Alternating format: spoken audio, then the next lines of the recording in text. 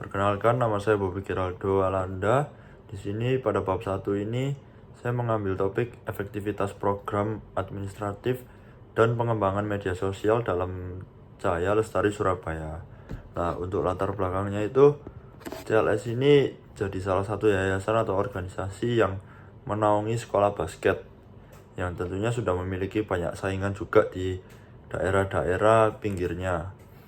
Nah, dari banyaknya saingan itu, CLS itu harus bisa bertahan dan memiliki inovatif dan kreatif yang menarik untuk semua kalangan. CLS telah lama berkomitmen untuk memperdayakan masyarakatnya, khususnya melalui bola basket. Keberhasilan program ini meningkatkan kualitas hidup masyarakat, kemudian memberikan kesempatan pada banyak anak untuk menciptakan dampak positif dalam pembentukan karakternya. Jadi lewat sekolah basket ini secara tidak sengaja anak-anak itu dididik juga dalam setiap karakter. Namun seiring dengan perubahan dinamika sosial, ekonomi, dan olahraga, CLS itu perlu terus beradaptasi agar tetap relevan dan efektif di dunia basket Indonesia sendiri. Tentu mengalami fluktuasi karena berbagai faktor seperti adanya pengelolaan administratif yang belum optimal, kemudian ekspektasi kompetisi yang masih ditingkatkan, serta prestasi di skala internasional yang berpotensi lebih baik. Tidak hanya perkembangan teknologi, CLS juga harus memberikan dampak positif terhadap perkembangan basket di Indonesia dengan mengedukasi masyarakat tentang manfaat olahraga basket untuk kesehatan jangka panjang. Kemudian masih di latar belakang dalam konteks operasional. Divisi administratif di kantor CLS memegang peranan vital namun masih menghadapi berbagai tantangan. Di sini tuh sistem pengolahan data atlet, jadwal latihan, terus dokumentasi pertandingan itu masih dalam naungan dalam naungan bagian administratif. Peran admin di kantor CLS tidak hanya sebatas pekerjaan administratif rutin seperti pembukuan, pengelolaan surat menyurat, dan pengarsipan dokumen.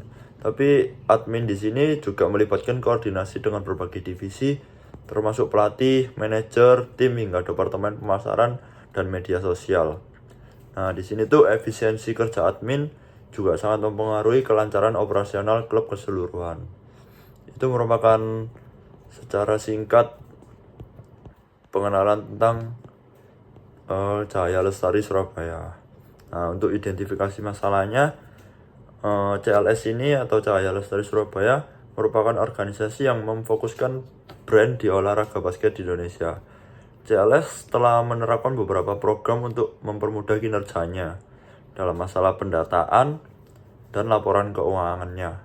Namun itu masih terjadi beberapa masalah terkait sistem program kerja yang digunakan, seperti kayak misalnya CLS ini pada akhir-akhir ini banyak sekali menerima murid-murid baru yang masuk. Nah, di situ sering terjadinya error sistem atau terlalu banyak data atau aktivitas yang masuk dalam waktu yang bersamaan. Jadi sistemnya itu tidak bisa bekerja dengan baik.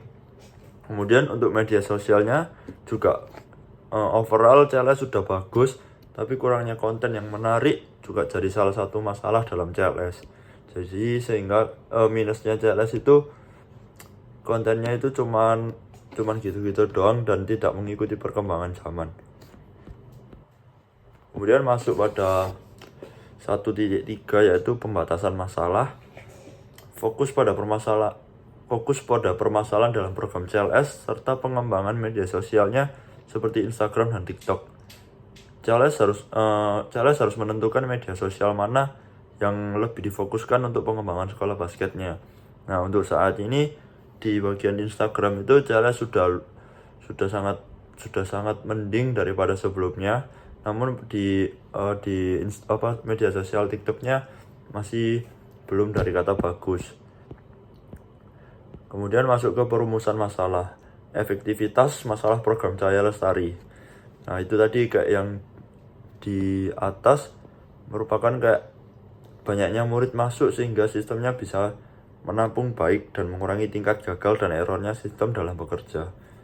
Kemudian media sosial melalui Instagram dan TikTok dengan konten yang menarik serta inovatif. Yang 1.5, tujuan dan manfaat. Tujuan LKL ini dapat menganalisis apakah sistem program manajemen yang digunakan dalam sekolah basket CLS ini berjalan dengan baik atau tidak. Kemudian belajar untuk bisa mengurus laporan keuangan serta pengembangan media sosial dalam CLS untuk memaksimalkan tujuan pemasaran dalam CLS. Jadi harus mengandalkan media sosial supaya dapat menarik banyak murid-murid baru, sehingga organisasi dan manajemen CLS juga ikut improve atau berkembang. Kemudian kita juga memberikan kayak gambaran mengenai implementasi konten media sosial seperti apa yang akan digunakan, dan konten-kontennya itu supaya bisa bersaing di era zaman sekarang, tidak monoton atau datar. Kemudian di bab 1 bagian akhir ada pengorganisasian penulisan.